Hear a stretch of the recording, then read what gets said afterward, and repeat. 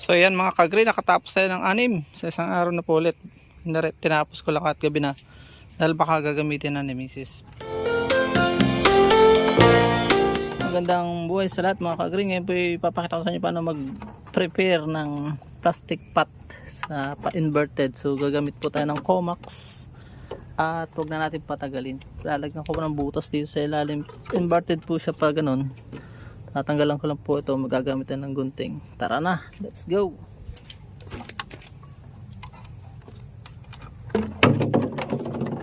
So ito po itatanggalin natin. Dito ko lalagyan ng butas-butas dito. So natin to. Hook. Nakabuhay agad siya. Yan, ganito lang po yan.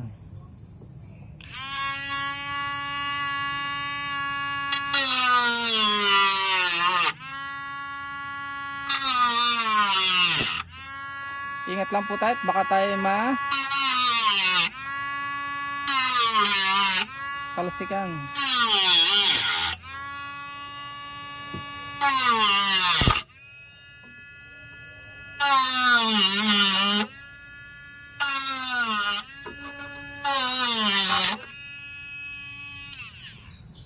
Kita nyo, nakabutas na tayo ng isa pa lang.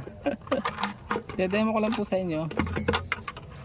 Tapos tatanggalin lang po natin ito, yung ibabaw. So dito tayo mag-uumpisa. Magdedemo lang po ako sa inyo at pakaminip po kayo.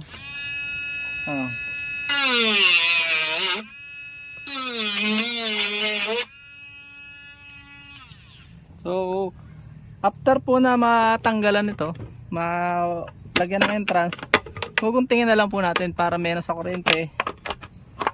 Kaya ng gunting yan. Ganyan lang po ang paggagawa niyan. Ito pwede pang gamiting punlaan. So abangan nyo yung part 2. Si Mrs. ay magagarden. Maglalagay kami na, gagamitan po namin ito ng Cocopit model plastic pot. Recycling po ito. Yan. Pero actually ito binili ko sa aking tiyahin ng 10 pesos ang isa. So yun na, may butas na. Ito naman ay butas. Ibabaw na ito ng ganito. Lalagyan ko ng butas na 4. So para hindi siguradong hindi mag-i-stuck ang tubig. Kwadraduhin ko na lang. Nahihirapan ako.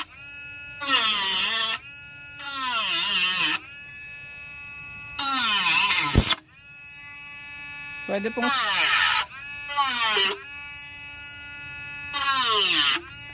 pong square para hindi na tayo mahirapan.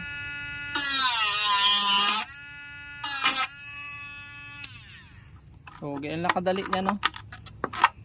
Pag may technology madali. So ano, 2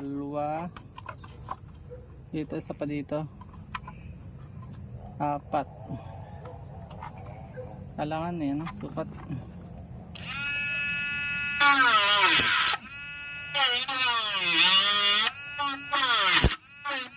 Kayang-kaya ni Comax eh, oh.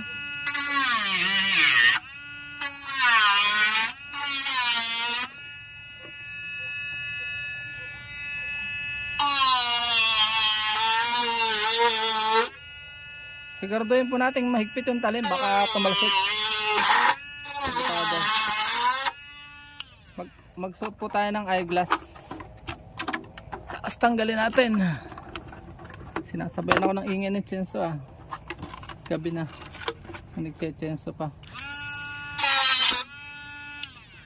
2, 3, isa na lang. Kailangan parallel sila dito.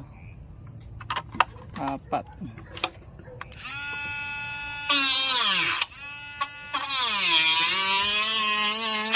Para kung tsenso eh.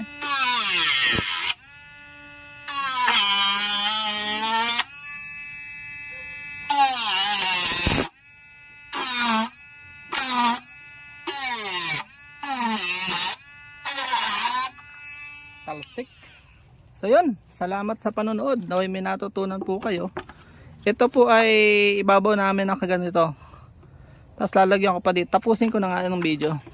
lalagyan ko pa dito ng butas sa gitna para siguradong hindi magkaklag yung tubig, magbabara. Yun ang delikado, naipit.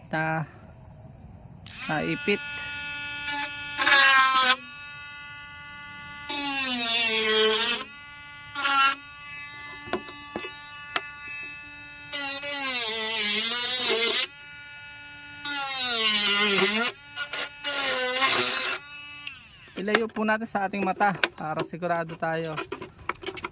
Tayo nakapag-garden nga, atin namang matay, madidisgrasya. Sa sunod kong video, papakita ko sa inyo yung pag ano nito, pag lalagay ng soil media.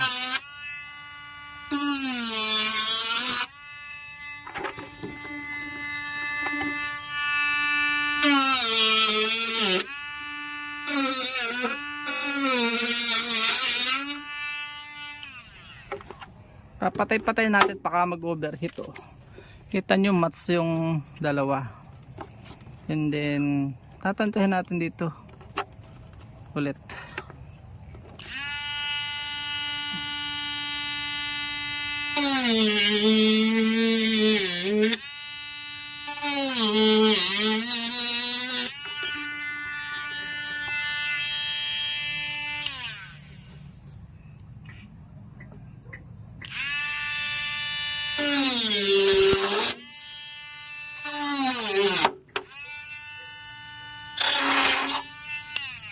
Maipit.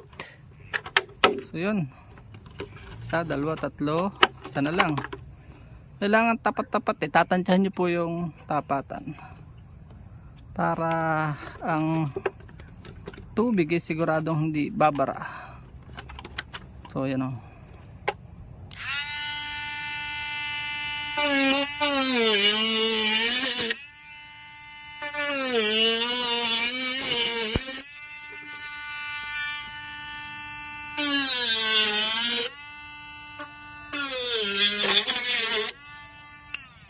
Itong Comax ay napakamura lang po. Parang wala pa yatang 500 to sa mga magtatanong.